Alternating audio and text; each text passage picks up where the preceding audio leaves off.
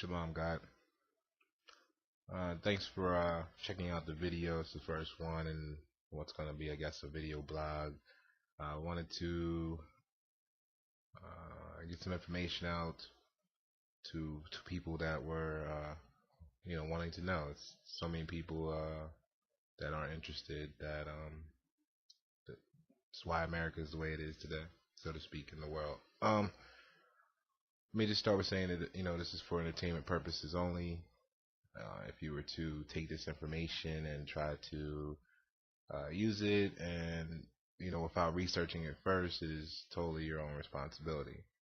But please just make sure that you don't take my word for it. Just research the information and make your own opinion, whether it's coming from me or anybody else. Always do that.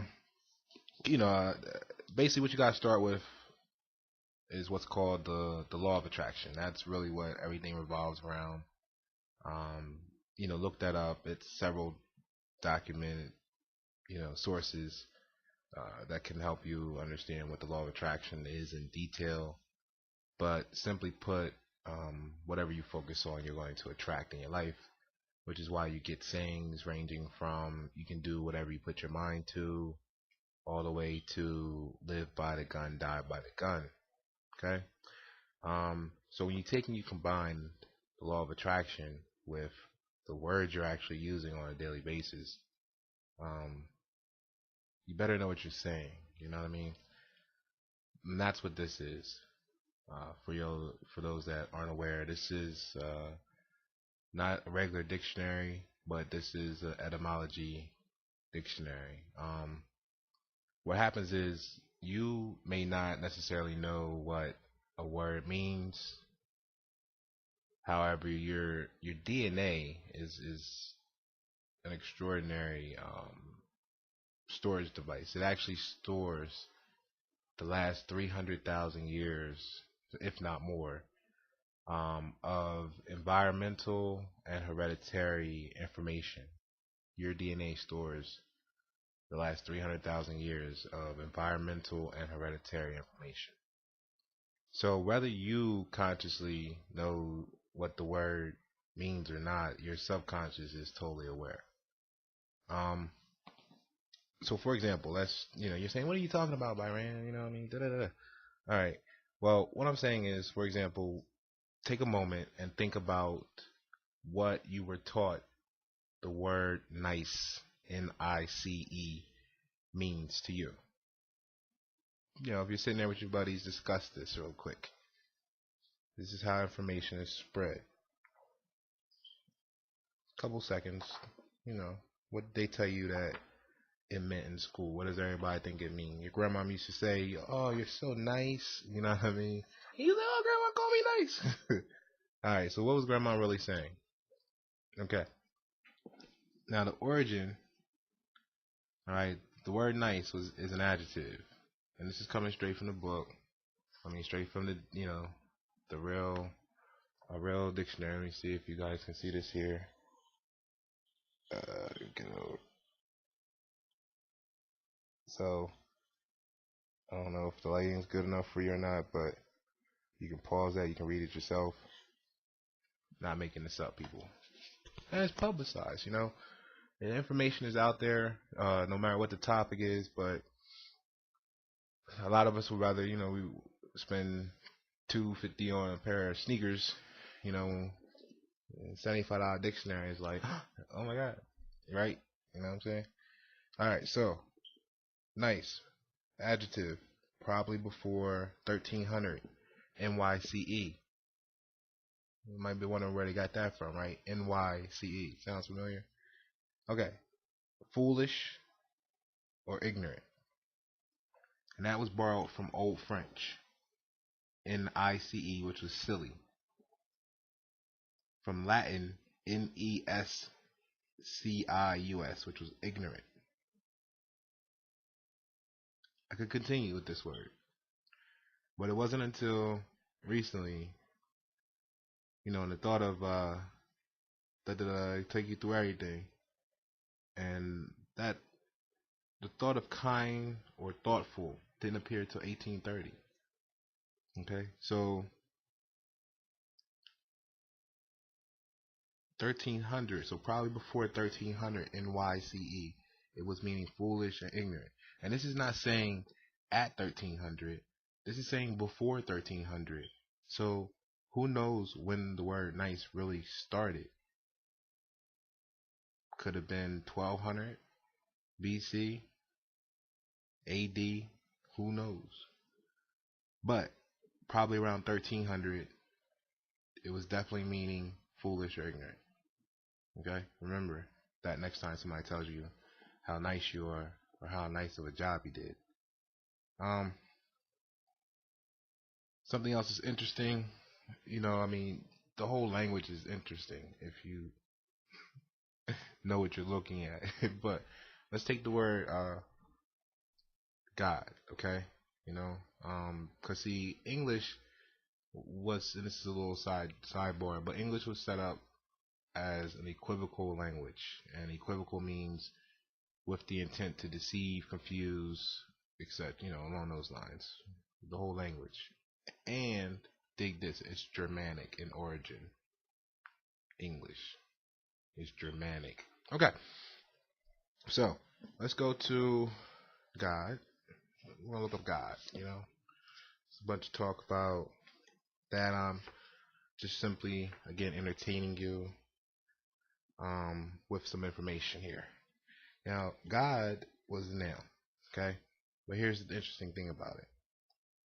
It was written in lowercase, little God, okay? Capitalization is a whole other discussion. I'll probably have to do another video about that, discussing why you have capital letters in your name, why your mail comes in all capital letters.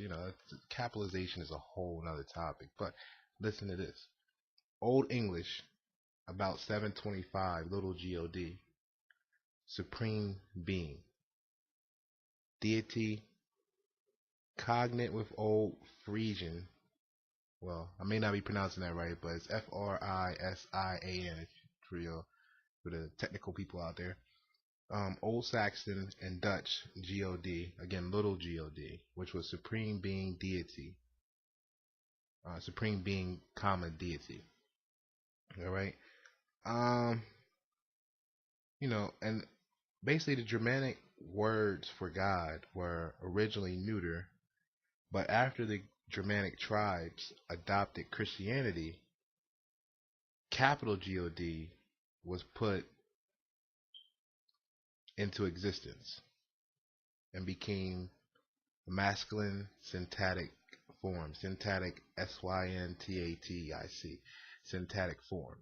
Okay. And then you get all your the whole concept of the capital God, comes from basically Christianity being adopted by Germanic tribes. But you gotta do your research to know this stuff. Now, because we once were referred to as gods, not capital God, but little God. Just like if a god has a baby, we're baby gods. Just like if a cat has a baby, it's a baby cat, despite what you call it. So it's been a dumbing down process over the last 5,700 years that took us from being, once gods, little God, don't start no riot or anything, to kings, and that to support that God statement. That's why, if you're from the New York area, it was really big. What up, God? Because they were referencing, who we were, what was stolen from us, etc. King. Okay, let's go to King real quick. I think that's page 413.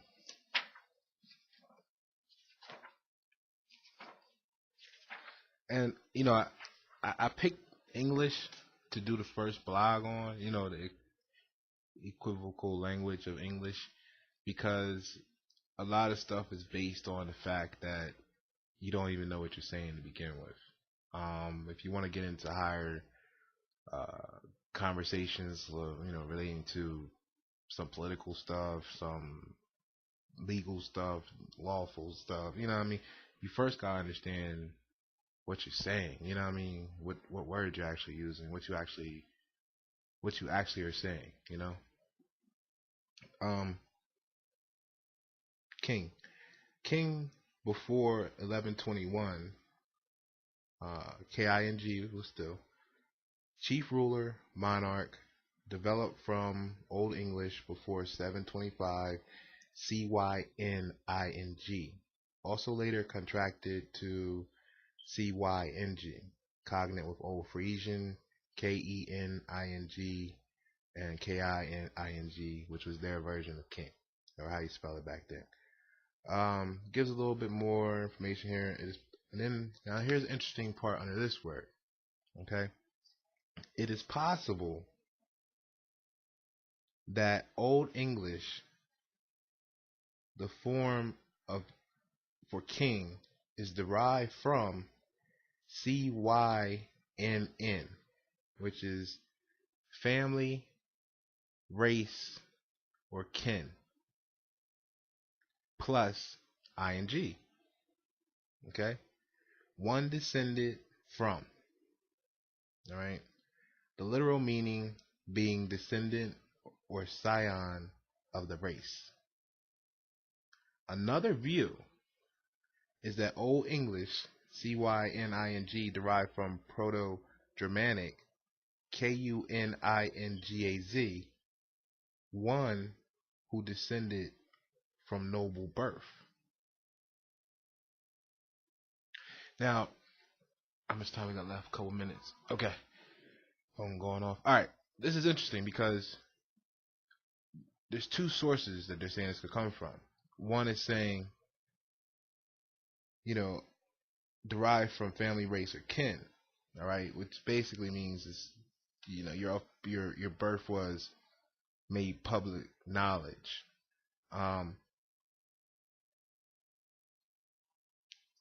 Another is that you descended from noble birth, like, you know, Queen Elizabeth family versus, you know, you represent uh, your race, so you were born a king.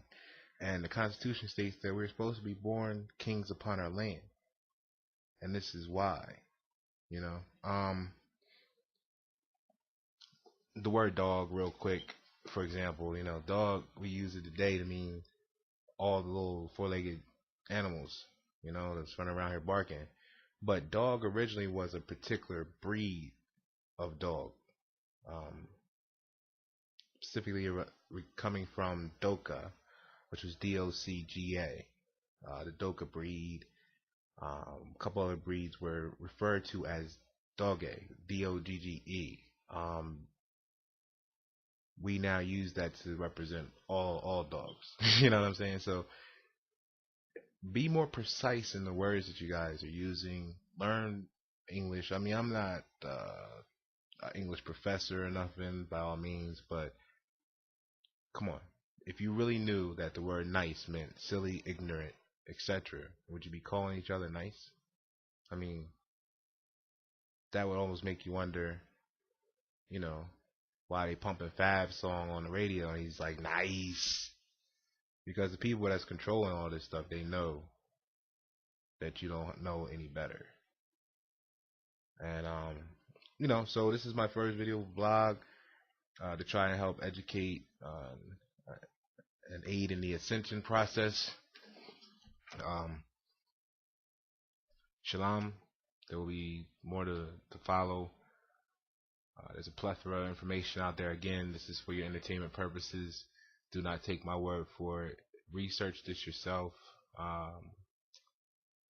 Turn to your resources. Discuss it with friends and family. That's what's going to inevitably change society and the situation that you're in right now, is the spread of knowledge. Knowledge is power. Shalom.